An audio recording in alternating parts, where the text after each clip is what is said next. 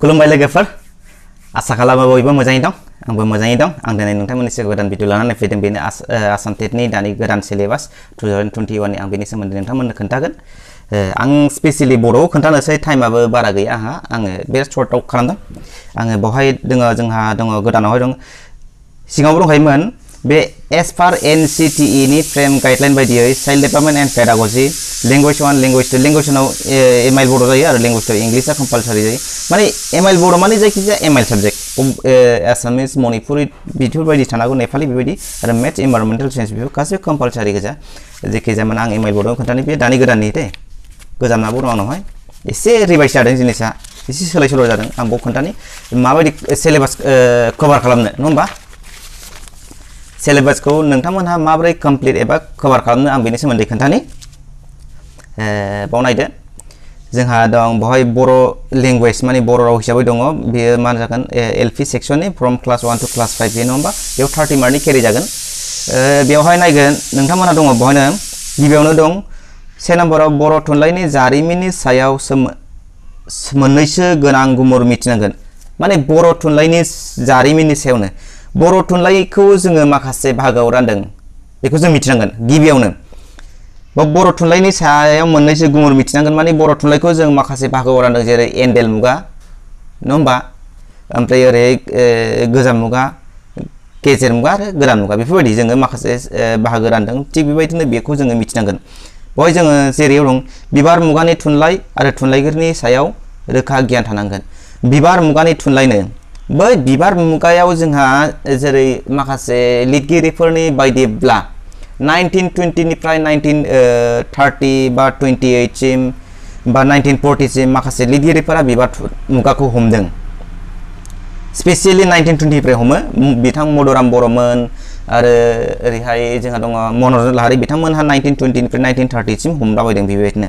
थिग बेबायदिनो बे बिबार मुगानि थुनलाइ आरो बे थुनलाइया माबायदि रोखोमनि नङा होमबा माबायदि आखु बिथांमोना सोरजिदों बेवहाय जों बुंनो हायो हारि फोजाखांनाय नङा होमबा रमान्टिक आरो माने मिथोल'जि बेफोरबायदिखौ बिथांमोना सोरजिलांदों बेखौ जों मिथिनांगोन आं लानानै फैगोन आरो थुनलाइगिरिफोरनि सायाव रोखा गियान थानांगोन आरो बै थुनलाइगिरिफोरा मानिफ्राय बिथांमोना थुनलाइ सोरजिनो खाबु मोन्दोंमोन जों बेखौ मिथिनांगोन जों बुंनो हायो जेरै रुपनाथ ब्रह्म आरो मदाराम ब्रह्मनि खोथाखौ बुंनो थाङोब्ला बिथांमोना गोजाम मुगानि थामहिनबा बिबार मुगानि लिरगिरि बिथांमोनहा बिबार मुगानि लिरगिरि हिसाबै बै बिथांमोना थुनलाइ सोरजिनायखौ बबेनिफ्राय गियान मोन्दोंमोन एबा थुलुंगा मोन्दोंमोन होनब्ला जोङो बुंनो हायो गुरुदेव कालिचरन ब्रह्मनिफ्राय जों बेफोरखौ मिथिनांगोन आरो मा बेबायदिनो बै समनि लिरगिरिफोरा मानि सायावहाय थुनलाइ सोरजिनो खाबु मोन्दोंमोन जों बेखौ मिथिनांगोन बेयाव रोखा गियान थानांगोन दानिया नायदो सानैसो मुंदांखा बर' लिरगिरिफोरनि जिउ खौरां मिथिनांगोन मुंदांखा बर' लिरगिरिफोरनि जिउ खौरांनो माने बाय'ग्राफि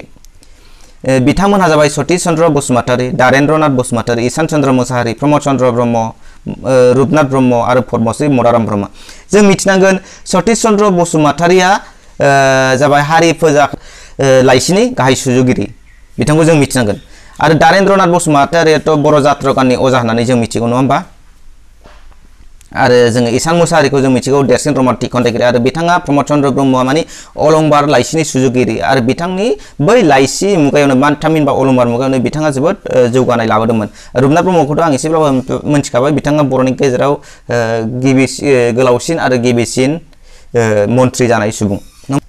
दानिया नायदो जोङो नैबेवहाय जों मोननो हायो मिशनारि मुगायावहाय रेभारेन्ड सिडनी एन्डेल नङा होमबा रेभारेन्ड सिडनी एन्डेला गिबिसिनै बर'नि गेजेरावहाय बांसिन बिहोमा होनो हानाय बिथाङा रेभारेन्ड सिडनी एन्डेला दि कसारिस बिजाबखौ दिहुनदोंमोन 1911 मायथाइयाव आरो बिथाङा थैदोंमोन 1907 थैनायनि उननियावसो बिथांनि बिजाबखौ पाब्लिसिटि खालामदोंमोन बे इंलेन्डआवहाय नङा होमबा बेखौ जों मिथिनांगोन आरो बेल' नङा बिथांजों लोगोसे गोबां जेडि एन्डारसनमोन दं बिथांमोनहा माबायदि बिहोमा होलांदों थुलुंगा होलांदों बेखौ जों मिथिनांगोन रोखा गियान थानांगोन बेनि उनाव जोङो गोदान बर' खन्थाइनि माखासे दोहौ बे खन्थाइनि माखासे खन्थाइनि ट्रेन्ड आरो सुंद' सल'मानि जारिमिन बेफोरखौ जों मिथिनांगोन आरो माबायदि समाव माबायदि बर' सल'मा आरो सुंद' सल'फ्रा गोहोमा एबा बिहोमा खोख्लैबोनो हादों दानिया नायदो जोङो गोदान बर' खन्थाइ नङा होमबा गोदान बर' खन्थाइगिरि होनोब्ला जोङो 1952 नि उननिफ्राय हमबाय बे 1952 खौहाय जों मोनसे ट्रेन्ड लानानै फैदों मानो थाखाय होनबा बियो बर' थुनलाइ आफादा 1952 नि 16 नभेम्बरावहाय जोनोम जादों बे बासुगावआवहाय जोनोम जादों गोसोआव लाब्लानो जाबाय बासुगावनि गयबारि होननाय मोनसे गामियावहाय जोनोम जादों बे बर' थुनलाइ आफादा 1952 आवहाय 16 नभेम्बर खालि अब्ला जों बेखौ मिथिनांगोन गोदान बर' खन्थाइगिरि होनबा जोङो नैबे समनिफ्राय जोङो गोदान बर' खन्थाइनि मोनसे बा बर' थुनलाइनि मोनसे दोहौ हमो बेयाव बिथांमोना समर ब्रह्म चौधुरिनि सोमोन्दै मिथिनांगोन प्रसेनजित ब्रह्म कमल कुमार ब्रह्म बिहुराम बर' मनरन्जन लाहारी ब्रजेन्द्र कुमार ब्रह्म बिथांमोननि सोमोन्दै जों रोखा गियान थानांगोन आरो जों समर ब्रह्म चौधुरिखौ मिथिगौ सासे एमपि जानाय नङा होमबा बिथांनि जेनेबा महाबुद्धनि तपस्या बेफोरबायदि दाउस्रि गोबा नागिरदों आं बेफोरबायदि खन्थाइफोरा बिराद नाम जादों आरो प्रसेनजित ब्रह्मनि आं थैया नङा होमबा कमल कुमार ब्रह्मखौथ' नोंथांमोना मिथिखागौ बिथाङा माने जेब्ला बर' रावखौहाय 1963 मायथाइयाव 1963 मायथाइयाव जेब्ला बर' रावखौ एलपि स्कुलावहाय सोसनदों फरायजेननो खाबु होदों अब्ला बिथांमोना जोबोद खस्थ' खालामनाय सुबुं बिथांमोनहा आरो बिथाङानो बर'नि गेजेराव जोङो बुंनो हायोब्ला बै जायखौ ड्रामानि थाखाय बिथाङा माने थुनफावथायनि थाखाय बिथाङा मोनसे गोदान लामा लानानै फैदों बिथाङा जेरै हरबादि खोमसि गोदान फैसालि आरो गोबां दङ आरो बेजोंनो लोगोसे बिथाङा माने जोङो दि मोनथिगौ बर'नि फिसार्स फिल्मा मा आलायारन नङा होमबा आलायारन फिसार्स फिल्मा आरो बेनि उनावहाय डकुमेन्टारि फिल्म होनोबा जोंहा दायना बे बिथांनि लिरनायावनो बे जोनोम जादोंमोन बे गोसोआव लाब्लानो जाबाय आरो जोंहा बुंनो हायो बिहुराम बर'खौ जों सोरबां सुबुं होननानै मिथिनो मोननाय जायो आरो मनरन्जन लाहारी बिथांखौथ' मिथिखागौ बिथाङा थुनलाइगिरि खारलुं रेबेका बेफोरनि लिरगिरि बे सल'मानि आरो नैबे बिथां ब्रजेन्द्र कुमार ब्रह्मखौ मिथिखागौ बिथाङा बर' थुनलाइ आफादनि आफादगिरि जादोंमोन बिथांनि अख्रां गंसे नांगौ खन्थाइया ओरैबायदि अख्रां गंसे नांगौ 1975 मायथाइयाव नुजानाय बे अख्रां गंसे नांगौ खन्थाइया बिथांनि जोबोद मुंदांखा खन्थाइ बिथाङा थुनलाइ सोरजिनाय बिथाङा खन्थाइगिरिल' नङा बिथाङा सावरायगिरि बिथाङा बिजिरगिरि बिथाङा खन्थाइगिरि फारफ्रोम बिथिङावनो दं आरो बिथाङा जों बिथांनि सोरजिखौ जों मानिनांगोन अब्ला जों बेखौ मिथिनांगोन बेनि उनावहाय बर' रावनि फुंखा अरिजिननि गियान थानायनि अनगायैबो बेनि रावनि आथिखालनि मानथाखो आरो दावगानायनि महरनि रोखा गियान थानांगोन दाना बर' रावनि अरिजिन फुंखा बर' बबे समाव जोनोम मोना बबे लेंगुवेज फेमिलियावहाय जों मिन्थिगौ साइन' तिब्बेटान नङा होमबा तिब्बेटान साइन' तिब्बेटान लेंगुवेज फेमिलियावहाय जोंनि बर' रावा जोनोम मोननाय आरो साइन' तिब्बेटान लेंगुवेज फेमिलियानो बुहुमनि नैथि मासियाव गोग्लैना थानाय रावारि नखर आरो सिगाङाव सेथियाव मोनो जोङो इन्ड' इउर'पियान लेंगुवेज फेमिलि नङा होमबा आरो नैबेयो जाबाय माने नैथियाव थानाय साइन' तिब्बेटान लेंगुवेज फेमिलिया नैथि मासियाव गोग्लैना थानाय बुहुमनि रावारि नखर अब्ला जों बेखौ मिथिनांगोन बेनिफ्राय बबे जानानै आसाम बार्मिस जानानै फैनाय जोंहा बर' नागा सेक्सनाव फैनानै जोंहा नागा आरो बर' आलदा जानानै बर' रावावहाय जों माखासे बाहागोफोर मोनो जेरै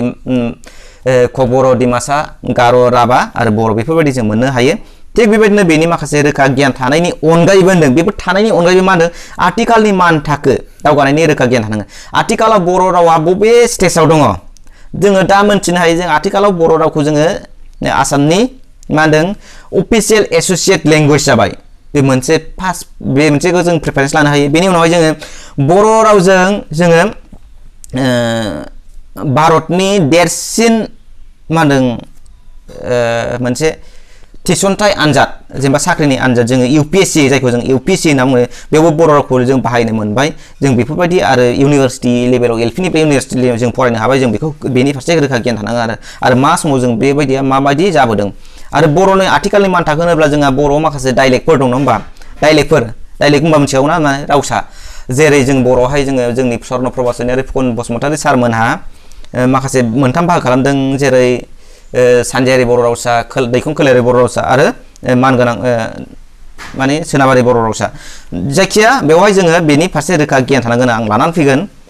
बेनि उनाव आं नैबेहाय बर' रावनि गुबै आखुथायफोर आं बेखौ लाखाबाय थाइजा आरो थाइजानि बिदिन्थि आं नेक्स्टआव खालामगोन बर' रावनि बिगुन थाइलालि दानाय आरो फोरमायनाय बर' रावनि बिगुन थाइलालि होनोब्ला जोंहा एडजेक्टिभ बे एडजेक्टिभा मा होनो आरो बेनि दानाय खान्थि एडजेक्टिभखौ जों माबायदि दानो हायो एडजेक्टिभ एबा थाइलालिखौ जोङो मोननै रोखोमनि दानो हायो बेनो जाबाय सिगां दाजाबदा आरो उन दाजाबनानै जोङो थाइलालि दानाय खान्थि दङ बेखौ जों मिथिनांगोन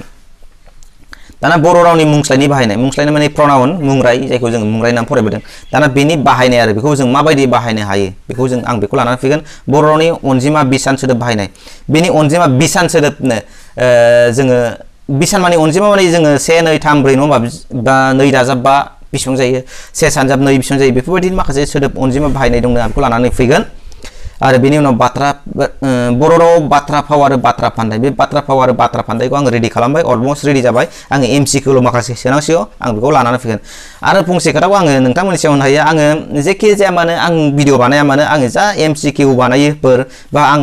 एमसिकिउ बानायनाय बे आंनिनो बानायनाय बे आं रावनिबो हेल्प लाया आङो जा बिजाबाव फरायनोसै लानोसै बेनि उनाव एमसिकिउखौ आंनो बानायो आं बेखौ लाना फैगोन बेनि उनावहाय रावखान्थिनि फरायनाय आरो फोरोंनायनि गोनांथिनि सायाव रोखा गियान रावखान्थिखौ मानो नांगौ नङा होमबा नङा होमबा why do we need grammar नङा होमबा रावखान्थिखौ मानो आरो बेनि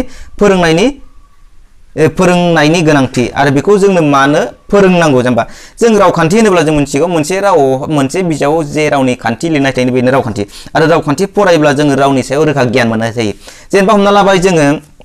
बर' रावनि आं ओंखाम जायो नङा होमबा जायो बेखौहाय जोङो बर' रावनि आं ओंखाम जायो सेन्टेन्सनि बिथिङाव स्ट्राक्चाराव नायोब्ला बेखौ जों बे आंआ नङा होमबा साबजेक्ट नङा होमबा साबजेक्ट ओंखामा जाबाय अबजेक्ट आरो नैबे जायोआ जाबाय भार्ब नङा होमबा नाथाय इंलिसावहाय आई इट राइस होनोब्ला नङा होमबा आई इट राइस होनोब्ला नैबे मा जागोन साबजेक्ट नैबे भार्ब नैबे अबजेक्ट दानिया नायदो बेयाव साबजेक्ट अबजेक्ट आरो भार्ब नङा होमबा साबजेक्ट अबजेक्ट आरो भार्ब बे माने टटालि बेबायदि जालांदों नाथाय नायदो इंलिसावहाय नैबे नै भार्बासो गेजेराव फैदों अबजेक्टआसो उनाव थांदों बे मोनसे राव दानायनि मोनसे स्ट्राक्चार नाथाय बेखौ जोङो जुदि नैबे रावखान्थिनि गोनांथिनि सोमोन्दै जुदि जोङो रोखा गियान थायोब्ला जों बेखौबो आन्दायगोन बबे साबजेक्ट बबे अबजेक्ट बबे मा होनदों भार्ब आरो बेल' नङा बबे नाउन बबे प्रनाउन बबे एडजेक्टिभ बबे अक्सिलारि भार्ब जों बेखौ मिथिनो हानाय नङा ओंखायनो जोङो बेफोरखौ नांगौ आरो मा बेफोरनि रोखा गियान थानांगोन जों दाना नायदो जोङो 2 नाम्बारखौ दङ बिमा राव फार्स्ट लेंगुवेजनो बिमा रावा फार्स्ट लेंगुवेज आरो नैथि रावा सेकेन्ड लेंगुवेज होनबा जोङो दा नैबे जोंनि सिलेबासावनो दं जोंनि सेकेन्ड लेंगुवेजआ मा होनबा जोंना बेवहाय जोङो इंलिस गोसोआव लाबाय इंलिस जोंना सेकेन्ड लेंगुवेजआ इंलिस जाना दं आरो सोलोंनाय थांखि आरो गोनांथि मिथिनांगोन होमबा जोङो फार्स्ट लेंगुवेजखौ जों मानो नांगौ आरो सेकेन्ड लेंगुवेजखौ मानो नांगौ आरो बिसोरनि बेनिफिट आरो बेनि गोनांथिया मा जों बेखौ मिथिनांगोन आरोमा बेनि रोखा गियान थाना आं लानानै फैगोन आरो बेनि उनावहाय दङ बावनै जिथिखौहाय खोनासंनाय बुंनाय फरायनाय लिरनाय बे मोनब्रै गुदि आदब बाहायनायाव थाखो खथायाव जायगा लाना जायगा मोगा मोगि जानो गोनां जेंनानि सोमोन्दै मोगथां बिदिन्थिजों सानखांथायनो दाना जोङो मोनसे रावखौहाय जोङो प्रपारलि सोलोंनोबा जोङो फार्स्टआव खोनासंगोन बिनि उनाव बुंगोन बिनि उनाव फरायगोन आफ्टर डेट लिरगोन बे मोनब्रै गुदि आदब माने फार्स्ट मेइन मेथडनो बे मोनब्रै गुदि आदब बाहायनायावहाय जोङो मा खालामो थाखो खथायाव जायगा लाना जायगा मोगा मोगि जानाय साम्स प्रब्लेम्स बे नुजानाय आरो माने फेक्टफोर FACK होनाखै आं PACK बे फेक्टफोर माने बे नुजानायखौ जोङो माब्रै जोङो मोजां लामायाव लाबोनो हायो माने जोङो बुजिलायनो हायो आरो मा अब्ला हमना लाबाय जोङो बबेबा मोनसे फरायसालियावहाय बोथ लेंगुवेज जेनेबा एसामिस आरो बर' दङब्ला बेयाव जोङो मोननैबो लेंगुवेजखौ जों फार्स्ट लेंगुवेज होननानै लानांगोन बेवहाय जेनेबा असमिया बा बर'खौ जोङो फार्स्ट लेंगुवेज होननानै लानो हाया जेनि थाखाय जों मोननैबो लानांगोन मोनसे सेकेन्ड मोनसे फार्स्ट माब्लाबाबो जाया थिग बेबायदिनो बेयाव जायगा लाना जायगा मोगा मोगि जानो गोनां आं बेनि सोमोन्दै लानानै फैगोन जायखिजाया नोंथांमोनहा नायलांबानो जागोन आं दा टाइम सर्टनि थाखाय आङो माखासेखौ सावरायनो हानाय नंला बेवहाय दङ नै बेवहाय दंमोन चाइल्ड डेभेलपमेन्ट एन्ड पेडागजि आरो बेयाव बेबायदिनो माखासे दंबावोमोन आं लानानै फैगोन उनावहाय दा नोंथांमोना बुजिबाय जानांगौ बुजियाबा सोंहरफिनबानो जाबाय आं सिलेबासखौ आं कमप्लिट बुजायबाय अब्ला दिनै भिडिअ एसेनोसै आरो भिडिअखौ मोजां मोनोबा लाइक खालामदो साबस्क्राइब खालामदो आरो शेयार खालामना होबानो जाबाय अब्ला एसेनोसै गोजोन्थों खुलुमबाय